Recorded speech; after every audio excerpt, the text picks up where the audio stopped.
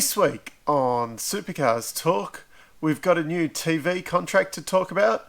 Shane Van Gisbergen's been taking qualifying pointers from his mate Scott Pye, and Scott McLaughlin takes out his third championship in a row.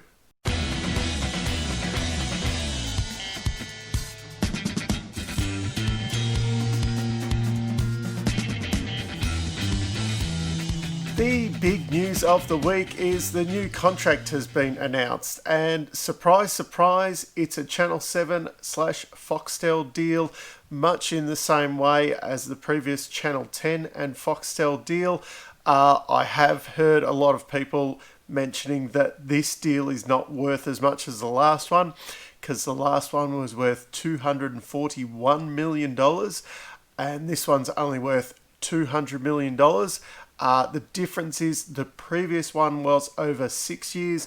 This one is a 5-year deal. So if you do the maths, that is $40 million a year now, and the previous one was 40 million point whatever little number a year.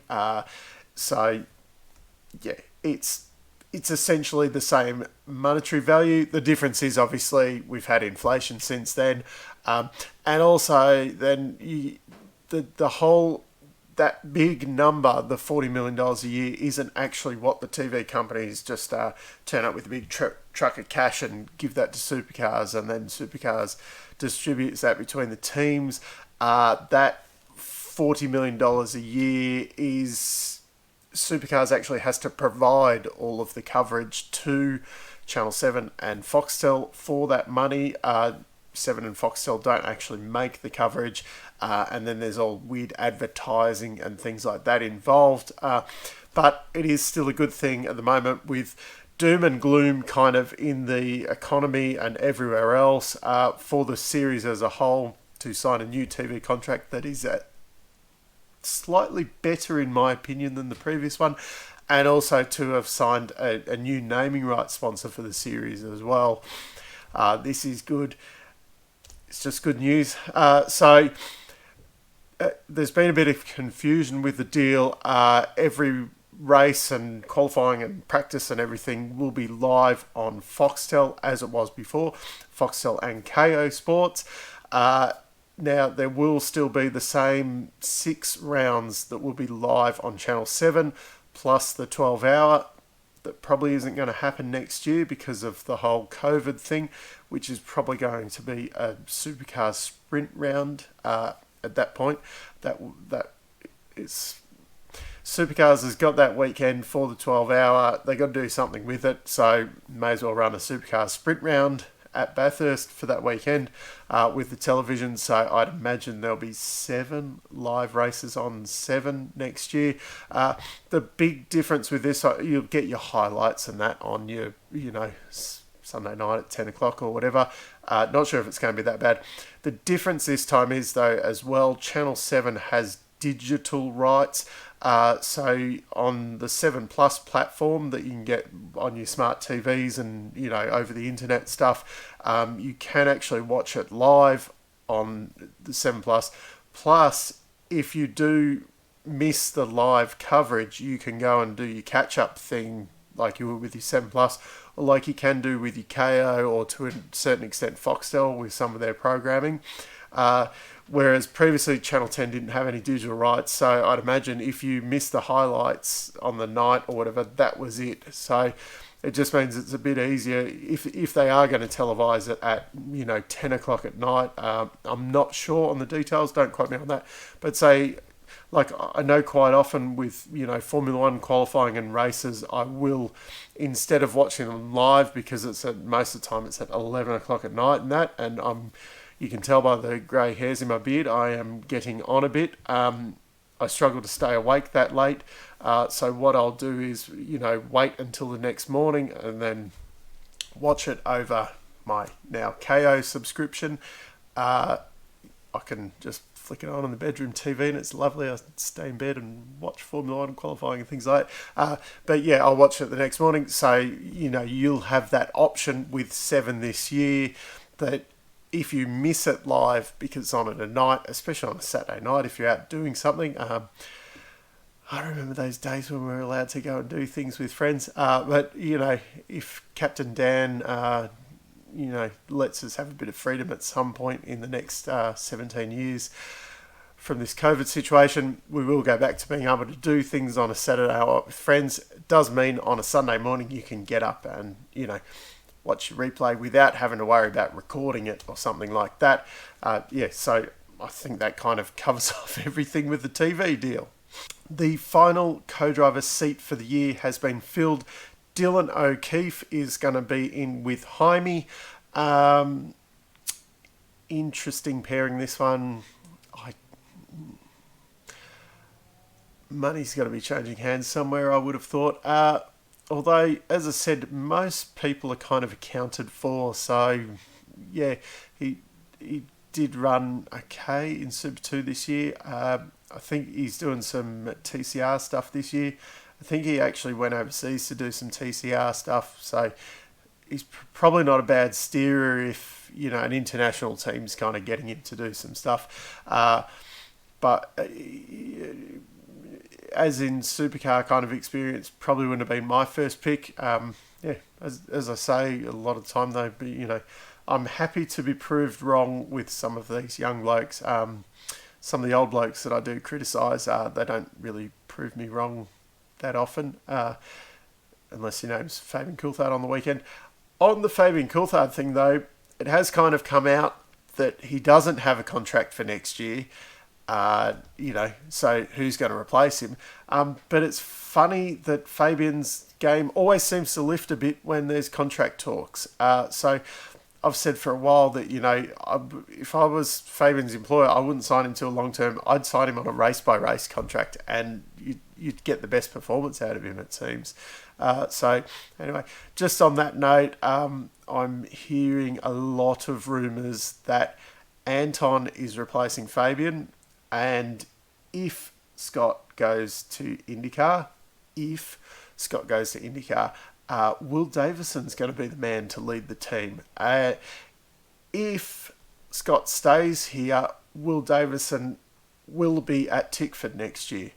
So I think it's just a moving pieces at the moment, depending on when Scott's IndyCar drive gets announced, pretty much, that then certain other people fall into place.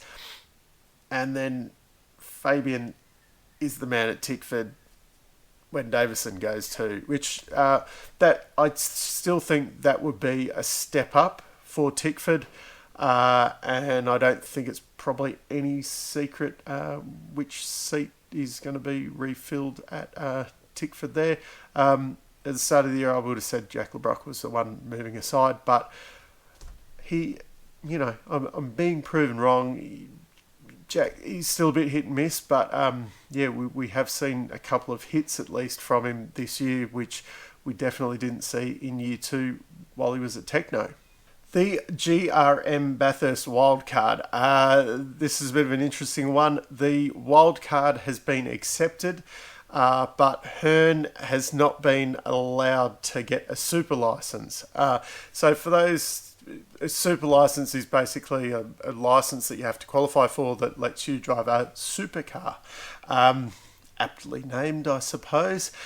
So they have, ranging in series and things like that, you get a certain amount of points to go towards your super license, and basically I think if you win the Super 2 championship you automatically get enough points just from that, and everything kind of gets a certain amount of points, like go-karting and Formula Ford and Super 3 and production cars and GT3 and things like that all get points towards getting yourself a super license. I think also if you've done 3 rounds in the previous 3 years or something like that, you automatically qualify for one and things like that. So when it came in, certain drivers didn't have to, re-qualify for one.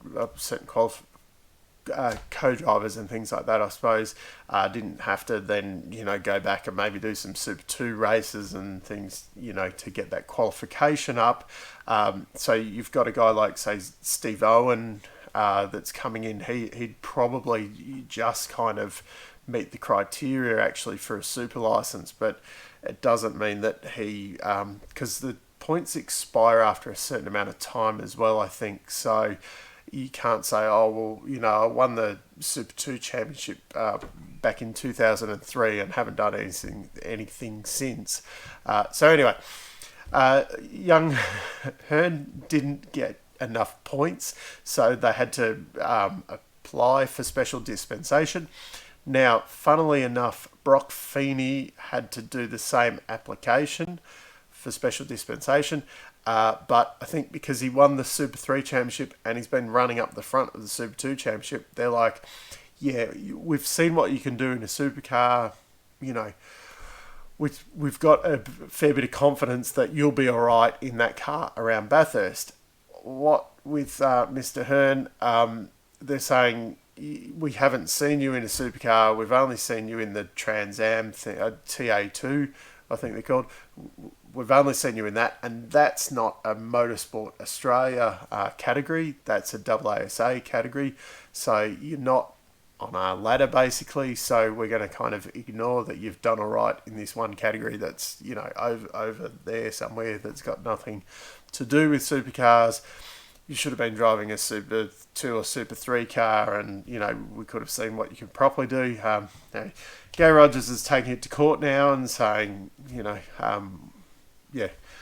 we think you should get one. So it's all up in the air.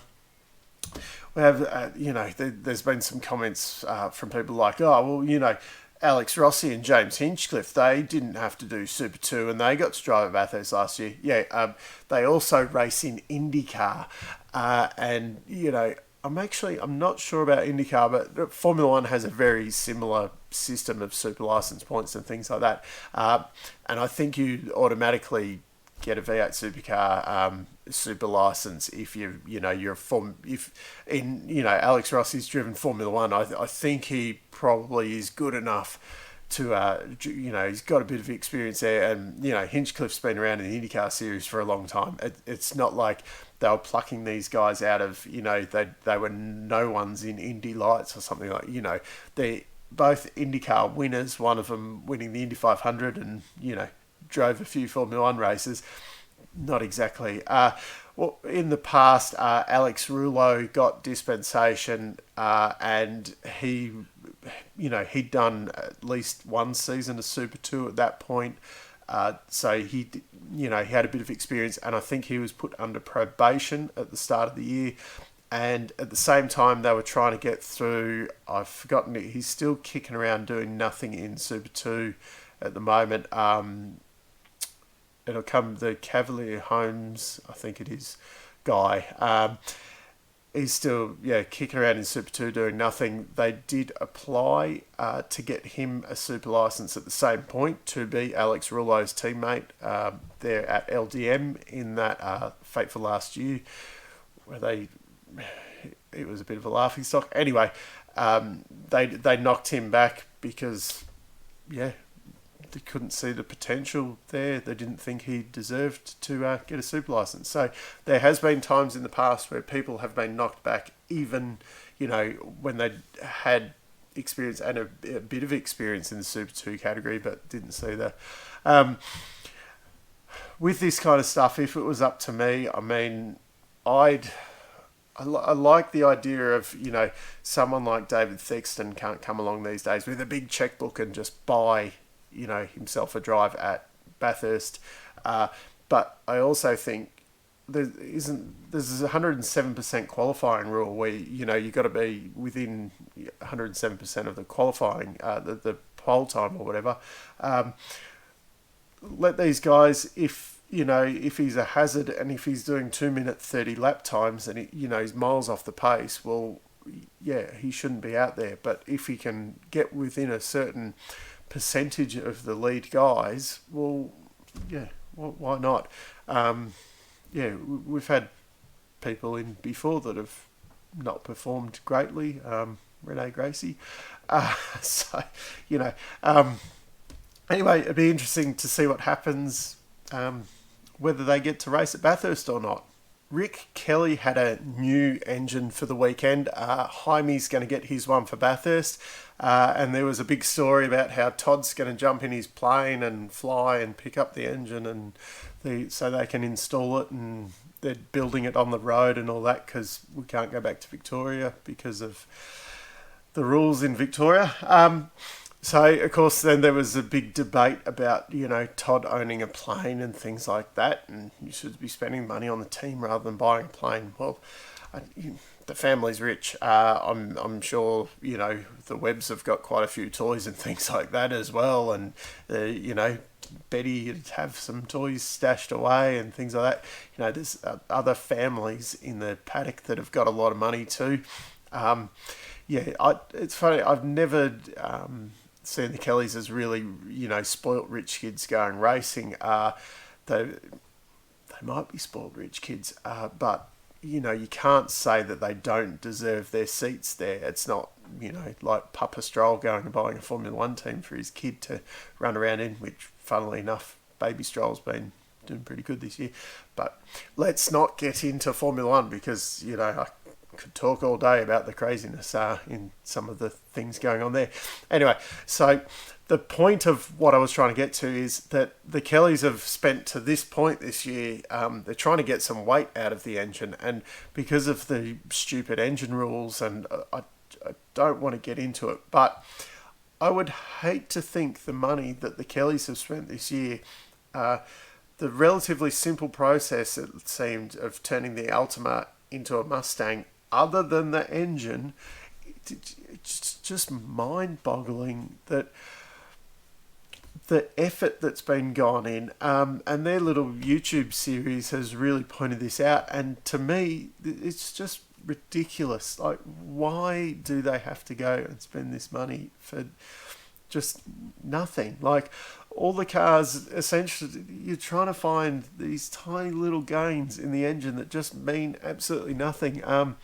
It's funny as well, there's been comments about like the Gen 3 stuff and that I've seen a lot on the internet lately, and with the 7 deal and that, and all these keyboard warriors getting on the internet and saying things like, oh, I don't watch it since they haven't been production cars, rah rah rah, and all this kind of stuff. And you're like, yeah, and then you're the second person to comment on this story on Bookface, and you haven't watched it, but you find the time to comment on there about how awesome you are that you haven't watched it for, well, the last time they were production based was back in 1992. So and yet Facebook wasn't even around then, and you're still finding time to comment on things like that. To me, it might mean a lot to some people out there. My opinion, let me know what you think, but my opinion is I couldn't give a rat's ass if they were all running around with exactly the same engine. Granted, I don't want all the cars to look the same. I would prefer, I loved it when, we had Nissans and Volvos and Mercs running around as well as the Holden and the Ford. But if they all had the same engine underneath, I could not care less, as long as we've got a few different looking cars and different paint jobs and things like that, so it doesn't look like you've gone down to your local go-kart centre and you've all got exactly the same thing. I couldn't, if it made the racing better, because instead of having millions of dollars in an engine budget for the year, you went and bought a $20,000-$30,000 crate engine or whatever, and everyone had the same thing, and it was all, it was all equal. So there wasn't all of this crap, and money could be spent on other things, or money could be spent on more cars on the grid. Wouldn't that be nicer? To me, this just seems ridiculous. And speaking of engines, Alex Davison didn't get to start on Sunday because they didn't have an engine for the car. Apparently their spare, so they have one spare, is off at KRE getting a rebuild. I do wonder with this though, something a little bit fishy, because there are other KRE customers there, most notably Triple Eight, and I'm sure that they'd probably have more than one spare engine per car there in Triple Eight. I'd hazard a guess that Triple Eight probably bringing 3 spare engines to, and not just Triple Eight, most of the other teams, just in case.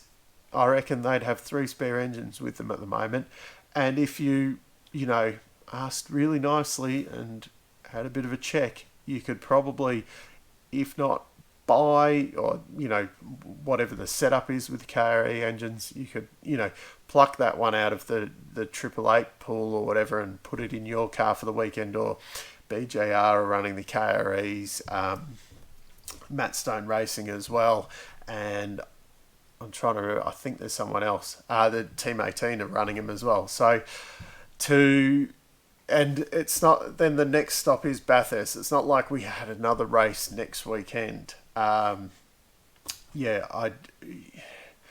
just find a little bit fishy that's why he wasn't racing on Sunday. Just something, a little voice in the back of my head saying that there's more to this than meets the eye. Well, there was some racing on the weekend and we crowned a champion. So Scott won 2 of the 3 races and then Cam Waters won the 3rd. Scott won the round overall with captain consistency, Cam Waters in 2nd. The racing over the weekend actually wasn't bad. Not too many incidents to really get into. Probably the biggest one was the pit lane hose that got caught up in Wincup's car. I've put some footage up there, but we've got copyright things that I've got to look into at some point, which I promise I will do probably in the off season at this rate. So the hose for the rattle gun got caught up. Now that in itself, and once again, it's surprising how little time Triple Eight actually lost in that pit stop for something that could have been a catastrophic problem. That they ended up, I think they lost 3 seconds or something, but just that it put him from a good position to a crap position, basically, having a disaster of a pit stop like that. What I found interesting was the aftermath, where I think it was a $1,500 fine and 30 teams championship points for something like that. I mean, it's always funny when Triple Eight gets a penalty for something, but I don't get it. We're just over-regulating this too much.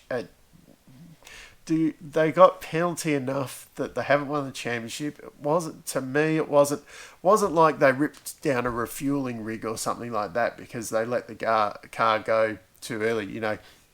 There was a slight misjudgment with the lead in that, and they caught the lead. Now, okay, maybe it might have tripped up someone or something like that, but yeah, it's not. They didn't send a wheel rolling down the lane or anything like that. It seems that there is a bit of over-regulation in the system for things like that. It's a bit like the track limits all of a sudden went out of the window on the weekend in the joiny bit to make it the short track, because they didn't have timing loops and that in there, so it was too hard to police. So it's too hard, so just do whatever you want, guys. But also it's like, well, there's track there. To me, the car park runoff areas it's bitumen, so you can go and race on it if you want. If you don't want them to go over into the bitumen, well, don't put it there. Put something there to stop them if you don't want them cutting a corner. Put down a tyre barrier or something that they hit and it damages the car. But if we put a tyre barrier there, then they hit it, and then we have to put it back, and then we have to have a safety car and that. Well, if that's what it takes, well, that's what it takes.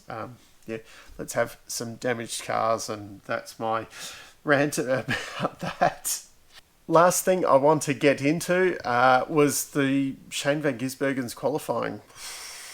Has he been taking qualifying notes off his mate Scott Pye? And you take a good race car and you qualify down the back, and it looks really spectacular when you make up 18 positions in one race. Imagine what Shane could have done if he'd qualified even like 10th or something.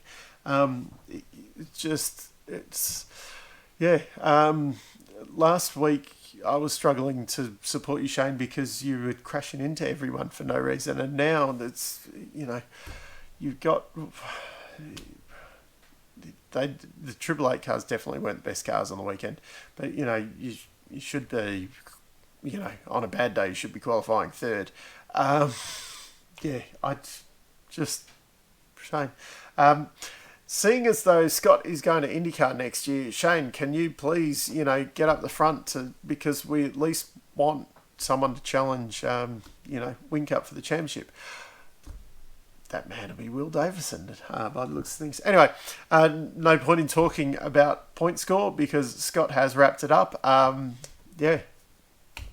and dusted. That means we can have an all-out Bathurst.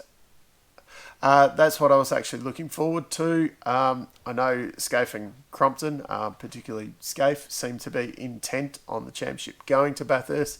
I suppose because that would have given him something to talk about all day because, that car ran wide on that one corner and he went over the ripple strip and, oh my God, that's championship changing. Not everything from every corner of every race is championship changing, Scaife.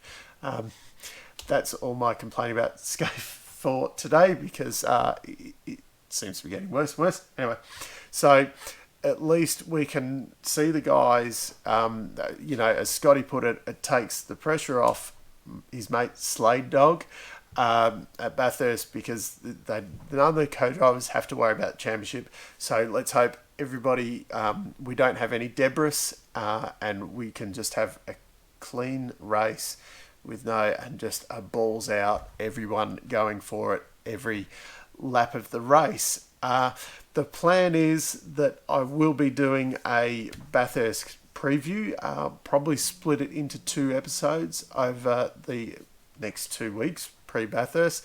I should be having a guest to help me with that. It's probably going to be one of the Zoom ones because we're in Melbourne and we can't actually catch up in person, but that's something to look forward to. In the comments, I would like to see your top 3 positions for the podium at Bathurst.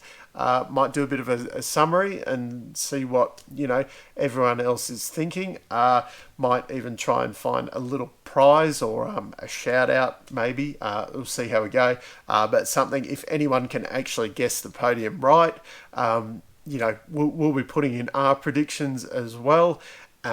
I don't think this year is a straightforward one to predict because, my God, there is some good combinations.